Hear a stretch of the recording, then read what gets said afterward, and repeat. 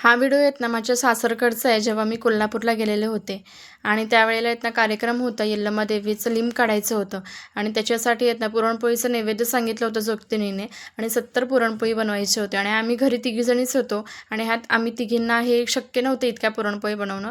त्याच्यामुळे माझी मोठी नणंदसुद्धा आली होती मदतीसाठी. त्याच मला शिकत होत्या की कशी पोळी करायची आहे आणि आम्ही शेजारच्या 2-3 बायकांनासुद्धा बोलवलं होतं जेवण करून आणि हे आतल्या रात्री बनवायचं होतं नैवेद्य, कारण सकाळी हे बनवणं खरंच शक्य नव्हतं.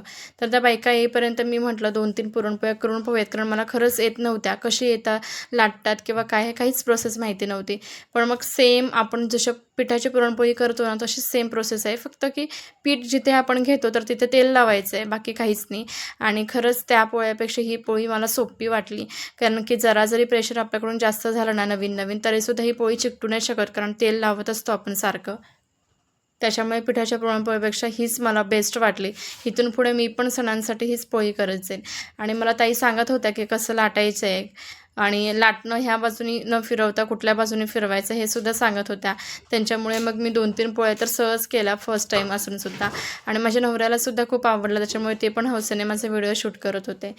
तर असा होता आजचा व्लॉग. तुम्ही जर माझ्या पेजला नवीन असाल तर फॉलो करायला विसरू नका. भेटू नेक्स्ट व्लॉगमध्ये. तोपर्यंत बाय.